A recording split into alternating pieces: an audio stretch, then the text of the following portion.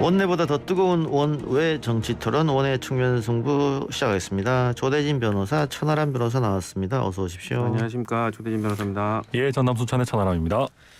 라디오 청취율 조사 기간인데 우리 천하람 변호사 최근 여러 방송국 출연 중이시잖아요. 네. 어떤 라디오 진행자가 제일 낫습니까? 아무래도 우리 이동영 작가님 뭐 굉장히 훌륭한 진행을 하고 계시지 않은가 생각이 감사합니다. 듭니다. 네. 네. 청취율 조사 우리 청취자 여러분들 많은 힘을 주시기 바라고. 자, 역시 대장동 이야기부터 해야 될 것 같은데요. 지금 국정감사 기간인데 야당은 대장동 특검 촉구 피켓, 또 여당은 이에 반발. 그래서 국정감사가 연일 파행인데 이거 뭐 다른 걸 떠나서 그 1년에 한 번 있는 국회 최대의 권한이고 책임인데 이거를 정쟁으로 물론 대통령 선거가 코앞이니까 이해는 합니다만 어느 정도는 그냥 이게 날리는 거는 좀 아니지 않나 이런 생각도 들거든요. 어떻게 보세요?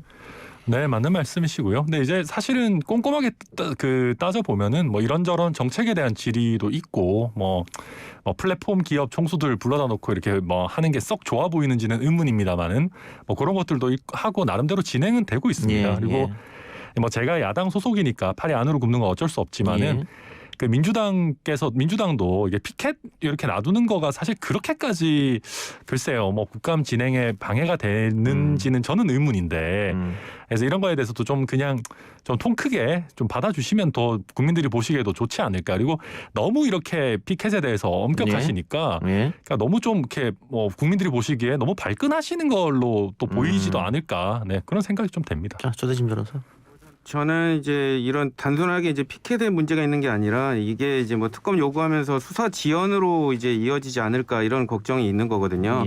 뭐 경찰도 있고 공수처도 있고 검찰도 있는데 굳이 특검을 줄줄이 요구를 하는 것 자체가 좀 이해가 되지가 않고요. 또 이준석 대표는 도보투쟁까지 이렇게 하면서까지 이렇게 특검을 요구를 하고 있는데 이런 부분들도 국민들이 바라보기에는 특검 말고도 수사를 신속히 진행하는 게 더 낫지 않나 이렇게 생각을 하는 경우들도 있거든요. 또 야권에 관련된 사람들도 지금 이렇게 그 대장동 관련돼서 지금 드러나고 있기 때문에 마치 어떠한 잘못도 없이 여권을 겨냥한 특검이 꼭 필요한 것처럼 이렇게 요구하는 것 자체가 국민들한테는 좀 오히려 더 의아하게 느껴지는 것 같은 부분이 알겠습니다. 있습니다. 두 분 다 한마디씩 얘기했으니까 우리 좀 자세히 들어가서 지금 유동규 씨가 구속이 됐고 뇌물 한 8억 정도 혐의입니다. 근데 이제 김만배 씨나 녹취록을 제출한 정영학 회계사는 참고인 신분으로 조사를 받고 있다. 김만배 전 기자가 400여 원을 어쨌든 인출했기 때문에 거기다 지금 80여 억은 어디 갔는지 모르고 100억은 누구한테 줬다 그러고 두 분 법조인들이니까 조금 이상하지 않느냐 수사가. 김만배는 왜 그냥 두고 있느냐. 굉장히 이상합니다. 그러니까 저희가 이게 예를 들어서 로비라든지 뇌물이라든지 이런 거 없고요. 그냥 회사 계좌에서 현금을 한 2-30억 정도만 인출을 하고 그거에 대해서 소명을 어디다 썼는지 소명을 잘 못한다라고만 해도 대부분 구속이 됩니다. 그렇죠. 네, 지금 이 사건은 사실은 유동규 씨 구속 영장에도 보면 김만배 씨가 5억을 줬다는 거잖아요. 이 정도까지 범죄 혐의를 기재를 했는데 정작 뇌물 준 사람에 대해서는 구속을 안 하고 있다는 거 좀 잘 이해도 안 되고요. 물론 김만배 씨가 이미 쓰던 휴대폰을 버렸을 걸로 추측은 됩니다만은 지금 보도를 봤을 때는 김만배 씨 휴대전화를 압수수색한다든지 어떤 김만배 씨의 자택이나 이런 부분들에 대해서 적극적인 수사를 하는지 좀 의문인 부분들이 분명히 있거든요. 네. 저는 천하람 변호사 얘기를 들어보면 검찰이 앉아서 놀고 있는 것처럼 이렇게 얘기를 하시는데 저는 그렇지 않다고 보고요. 순서가 있는 거거든요. 그 조사에도. 유동규 씨 구속영장에도 아까 말씀 주셨던 대로 지금 김만배 씨가 피의자로 뇌물 준 피의자로 적시가 되어 있기 때문에 검찰이 손 놓고 있는 게 아니고 일단은 정영학 씨가 여러 가지 자료를 내놓고 있기 때문에 보따리들을 지금 살펴보고 있는 수준이다. 이런 거를 좀 기다려보고 있다. 살펴보고 있다. 이렇게 봐야 될 것 같습니다. 자, 그럼 조대진 변호사, 정영학 씨 얘기가 나왔으니까 이 정영학 씨가 지난번에 관계인들이 다 구속됐을 때 이 정영학 씨 혼자만 빠져나갔거든요. 그리고 이번에 녹취록을 검찰에도 제출했고 야당에도 제출했단 말이에요. 그런데 그 녹취록이 내가 분리한 것도 다 냈겠느냐. 정영학 본인에 불리한 것은 빼지 않았겠느냐. 선택적으로 녹취록을 제출했지 않겠냐. 이런 의혹도 지금 있어요. 그건 어떻게 보세요? 뭐 그럴 수도 있는데요. 뭐 수사기관들이 이제 수사를 해보면 이게 전체적인 부분을 빼고 제출한 건지 이런 맥락이 있거든요. 그렇기 때문에 뭐 바보가 아니니까 저 일부러 본인들한테 유리한 것만 이렇게 냈다고 하더라도 전체 흐름을 보면 그런 부분을 발견할 수 있어서 결국에는 전체적인 부분을 다 제출한 거 아닌가라는 생각을 저는 해봅니다. 예. 네. 자, 그리고 지금 유동규 씨가 아까 제가 말씀드린 뇌물 또 배임 혐의로 지금 구속이 됐는데 결국에 최종 결정권자가 이재명 당시 시장이었으니까 그러면 이재명 후보도 배임 혐의가 있다. 이건 어떻게 보세요? 네, 뭐 일단 당연히 최종 결정은 뭐 당시 성남시장이셨던 이재명 시장께서 당시 시장께서 하셨던 거니까요. 네, 저도 사실 이재명 지사를 뭐 여기 뭐 방송에서도 한번 만나 뵙기도 하고 봤습니다만은 꼭 직접 만나 뵙지 않아도 자기 의견이 굉장히 강하신 분이고 또 똑똑하신 분이고 법조인이라는 거 우리 국민들께서 다 아시지 않습니까? 예. 그래서 이 정도 거대한 프로젝트를 유동규 당시 본부장한테만 맡겨 놓으셨을 것 같지는 않고요. 또 한 가지 보면 이 유동규 씨라는 분이 이런 거대한 프로젝트의 설계를 혼자서 할 수 있는 능력이 없어 보여요. 그러니까 무슨 얘기냐면 뭐 그 경력에 대해서도 뭐 그 설계사무소에서 나 뭐 건설회사의 임원으로 있었거나 이런 게 아니고 뭐 운전기사로만 했었다라는 얘기들도 나오고 있지 않습니까? 예. 그러다 보니까 아마 또 이 지사님 본인께서도 본인이 설계를 하셨고 이런 얘기를 하셔다 보니까 뭐 당연히 최종적인 오케이 하시는 거는 뭐 이재명 지사가 네. 하지 않았겠느냐 이렇게 예. 추측이 됩니다. 반면에 당시로서는 예측을 할 수 없었던 건데 예측 못했다 결과론적으로 배임을 할 수 있겠느냐. 그리고 결과론으로 따지면 이재명 후보가 결국은 성남에 5,500억을 갖다 줬는데 지금까지 지역 개발 사업에서 20년 동안 전체 성남권 빼고 해소한 금액이 2천억도 안 된다. 그렇다면 굉장히 잘한 일 아니냐. 이런 또 반론도 있단 말이에요. 저는 좀 이런 의혹이 나올 때마다 조금 좀 답답한데요. 최소한 뭐 묵시적 승인이 있지 않았겠냐 이렇게 생각한 건 너무 나간 것 같고요. 관련돼서 지자체장이 물론 이제 뭐 유동규 본부장 같은 경우에는 본인의 책임을 넘어서 이렇게 책임이 있다고 보여집니다. 근데 그런 부분들을 당사자가 그 기관장이 일일이 다 체크할 수 없는 부분이고 또 이재명 지사 같은 경우에는 권한을 줘서 그 부분을 충분히 스스로 결정하게끔 만들어주는 그런 스타일이라고 알려져 있거든요. 그렇기 때문에 이런 부분들을 지금 뭐 공공개발 통해 가지고 여러 가지 유효성 있는 결론이 나왔는데 그런 부분들을 칭찬해주지는 못할 망정 이제 와서 뭐 예측하지 못했냐. 뭐 배임에 해당된다 이렇게 주장하는 거는 조금 너무 나간 것 같습니다. 근데 뭐 어쨌든 어제 국민의힘 토론에서도 거의 얘기 대부분 이재명 후보 이야기였었는데 언론도 그렇고 이재명 후보 이야기를 계속 함에도 불구하고 이재명 후보의 지지율은 떨어지지 않는다. 그리고 이제 3차 슈퍼위크 이번 주에 민주당 후보가 최종 결정이 나는데 지난 2차 슈퍼위크는 오히려 더 올라갔거든요. 네. 이건 어떻게 보십니까? 왜 이런 결과가 난다고 보세요? 일단 추미애 후보 표가 많이 빠졌죠. 예. 그러니까 이게 1위 후보를 지켜야 된다. 그리고 이제 원래는 추미애 후보를 지지하시던 분들도 뭔가 이제 여유가 없으니 좀 이렇게 이재명 지사에게 힘을 실어줘야 되는 것 아니냐. 결집. 네, 결집이 있었던 걸로 보이고요.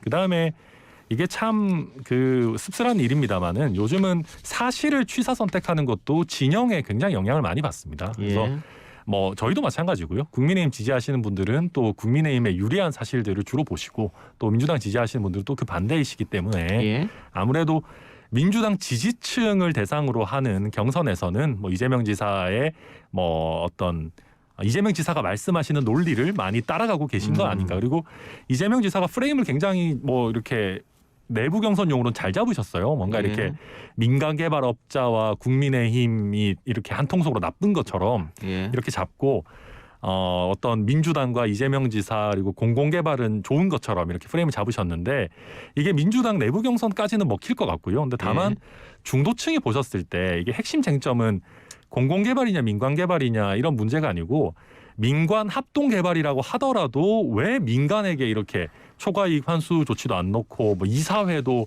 민간에서 더 많이 들어가가지고 이렇게 뭐 분양가도 높일 수 있도록 하고 이런 이게 단순히 이게 공공이냐 민간이냐 민간 합동이냐 이런 문제를 넘어서는 문제들이 분명히 있기 때문에 저는 글쎄요 이게 본선으로 갔을 때는 여전히 문제가 크게 될 거다. 예, 본선으로 갔을 때는 문제가 될 수 있다. 그런데 지금 MBC 보도에 의하면은 윤석열 후보의 장모가 경기도 양평군 개발 사업과 관련해서 100억 원의 수익을 봤다. 이것도 역시 공공개발이냐 민간개발이냐 해서 민간개발, 윤석열 후보의 장모가 민간개발을 해서 100억 원의 수익을 봤다. 그런데 당시 양평군수가 지금 국회의원에 대해서 윤석열 캠프로 가 있다. 플러스 김기현 원내대표가 4천여만 원의 돈으로 땅을 샀는데 도로를 자신의 쪽으로 우회시켜가지고 지금은 640억 원에 달한다. 이런 얘기도 있었는데 결국은 그러면 이번 대선도 부동산이 최대 이슈다. 이렇게 될 것 같아요. 조대진에서 어떻게 보세요? 뭐 부동산이 이제 당연히 문제가 되고요. 그리고 지금 뭐 그 방금 말씀 주신 대로 야당 쪽 관련해서 여러 가지 문제점이 있는 부분들이 나오고 있지 않습니까? 특히 윤석열 씨 장모, 윤석열 후보의 장모 관련돼서도 지금 대규모 관련된 이득을 봤다라는 부분이 나오고 있기 때문에 이런 부동산 민심을 자극할 수 있는 부분들이 뭐 그 여당 측뿐만이 아니라 야당 측에도 여러 가지 소스를 제공을 하고 있기 때문에 당연히 이쪽에 뭐 방향에 문제가 국민들한테 관심을 줄 수밖에 없다고 보여집니다. 예. 네. 어디로 튈지 아무도 모르는 상황인데 어제 그 국민의힘 TV 토론에서 역시 윤석열 후보의 왕자 이야기가 좀 많이 나왔고요. 네. 좀 더 나가서 유승민 후보 측에서 학문침 전문가 이야기가 나와서 네. 모른다고 할 수 있느냐 거의 수행을 했는데 근데 오늘 윤석열 캠프 얘기는 뭐 저열한 정치 공작이다 이렇게 얘기했어요. 이게 뭐 어떻게 일종의 해프닝으로 끝이 날까요? 아니면 조금 시끄러질까 어떻게 보십니까? 일단 뭐 국민의힘 뭐 당협위원장이자 국민의 한 사람으로서 이게 사실 TV 토론의 수준이 너무 떨어지는 측면이 있습니다. 이게 저는 어제 안상수 후보 보고 조금 실망했어요. 그것도 솔직히 제가 봤을 때 예. 꾸역꾸역 사위에 들기 위한 어떻게 보면 마지막 노이즈 마케팅이 아닌가 이렇게 생각은 되는데요. 근데 저는 뭐 그게 좋아 보이지 않고요, 당연히. 예. 그다음에 이 왕자 논란은 사실은 해프닝으로 끝나려면 끝날 수도 있는 거였는데 이게 캠프에서 좀 우왕좌왕하는 모습을 보이면서 좀 일이 커지고 있는 것 같고요. 그다음에 무슨 역술인 뭐 이런 분들 얘기도 계속 나오는데 글쎄요, 이런 부분은 저는 캠프에서 정확하게 좀 사실관계를 명확하게 밝히는 것도 좀 필요한 것 같고, 예. 이걸 뭐 글쎄요, 그냥 정치 공세다라고 치부한다고 해서 없어지지 않으니까 좀 명확하게 얘기를 하는 게 저는 맞다고 봅니다. 해명이 좀 오히려 논란을 키웠다. 그러니까 저는 이제 윤석열 후보 측이 뭐 여러 가지 해명을 하고 있는데 조금 이렇게 독특한 뭐 일들이 연관되어 있는 것들은 좀 사실이거든요. 그래서 그런 부분들에 관련돼서는 후보 측을 뭐 이렇게 보좌하고 있는 여러 그 보좌진들이 조금 좀 신경을 써야 된다라고 보여집니다. 뭐 국민들은 뭐 후보에 관련돼서 세밀한 부분들까지 다 궁금해하고 해명하기를 바라니까, 그렇죠. 네, 뭐 이런 부분들 신경 써야 된다고 보여집니다. 예. 네. 알겠습니다. 자 이제 오늘은 금요일이죠. 금요일에 국민의힘 2차 컷오프 4명으로 좁혀지는 2차 컷오프가 결과가 나오는데 당원 70, 여론조사 30. 반대입니다. 여론조사 70, 당원 30. 당원 예. 30, 여론조사 70. 대통령 뽑을 때는 50대 50 네, 이렇게 맞습니다. 하는데 3위까지는 누구나 다 예상 가능하다. 마지막 한 자리가 누구냐. 자 우리 국민의힘 쪽에 계시는 천안 변호사는 조금 이따 얘기하고 조대님은 어떻게 예측하세요? 저는 뭐 다 고만고만하신 것 같아요. 예. 고만고만하신 것 같아서 이제 막판에 누가 더 뭐 임팩트 있는 영향을 줄 수 있느냐, 임팩트 있는 발언을 할 수 있느냐에 따라서 좀 달라질 것 같은데 결국에는 뭐 윤석열 후보에 관련돼서 조금 네거티브를 많이 하고 있는 유승민 후보가 유리하지 않나 이렇게 생각이 듭니다. 이게 유승민 후보는 3위 안에 들 것 같고요. 네, 지금 네. 원희룡, 최재형 또 한 분이 하면 하태경 의원 정도. 하태경 의원 아니 우리 황총린도 많이 올라오셨던데. 황총린이 많이 올라오셨죠. 예. 그럼 먼저 시간이 없으니까 자 예. 해보세요. 예. 예. 저는 뭐 최재형 후보 쪽을 편을 들어드리고 싶고요. 예. 실제로 유력하기도 하고 다만 이제 지금 많은 분들이 이게 그래도 황 후보님에 대해서 예. 황교안 후보님에 대해서 나름대로 당원에 또 일부 극렬 지지층에 뭐 또 지지가 있는 것 아니냐라는 얘기를 많이 하고 계시고요. 원희룡 후보도 당 생활을 또 굉장히 오래 하셨기 때문에 뭐 조직력이 꽤 있을 거다라는 얘기들을 하고 있습니다. 근데 다만 정말로 이게 지금 지지율이 굉장히 낮은 상황이시기 때문에 4위 후보군 그렇죠. 모두가 예. 굉장히 복불복의 영역입니다. 진짜 그렇습니다. 여론조사를 어떤 분 지지하는 분이 좀 운 좋게 많이 받느냐에 따라서 이게 결과가 굉장히 달라질 수 있는 정도의 수준이라서 예상이 쉽지는 않습니다만은 저는 그래도 굳이 한 분을 뽑으려면 그래도 최재형 후보에게 표를 던지겠습니다. 그러니까 지금 천안 변호사 말처럼 이게 4위권에 계신 분들 여론조사 결과가 1에서 한 4, 5% 정도 왔다 갔다 하거든요. 예.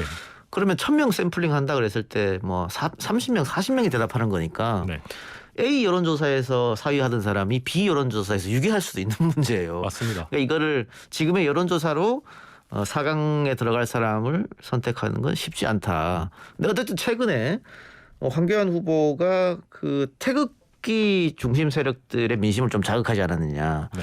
그래서 조금 떠오르지 않느냐 이런 얘기도 있는데 조대진 변호사 다시 한번 네. 우리 원희룡, 최재형, 황교안, 하태경 이 4명의 후보 중에 누가 4위가 될 것 같습니까? 저는 원희룡 지사를 그래도 뽑고 싶습니다. 저력이 그래도 있지 않겠느냐. 네, 여러 번 나오셨고 네. 또 언론에서 또 주목을 또 받고 계시기 때문에 원희룡 지사가 선전하지 않을까 그런 생각이 예. 듭니다. 원희룡 후보도 사실은 이 대통령 되기 위해서 지사직도 내던졌는데 일찌감치 네. 베스트 4에 들지 못한다면은 좀 치명적이지 않지 않을까. 네, 맞습니다. 그리고 사실 다음번 당대표 후보군에 들어가 있다 이런 평가들이 나오는데 예. 근데 이제 탑 4위 안에 이제 못 들어간다라고 하면 이게 다음번 당권 도전도 굉장히 그렇죠. 머쓱해지는 예. 그런 상황이 될 수 있습니다. 알겠습니다. 두 분 말씀 오늘 여기까지만 듣겠습니다. 지금까지 천하람 변호사, 조대진 변호사와 함께했습니다. 두 분 수고하셨습니다. 네, 감사합니다. 네, 감사합니다.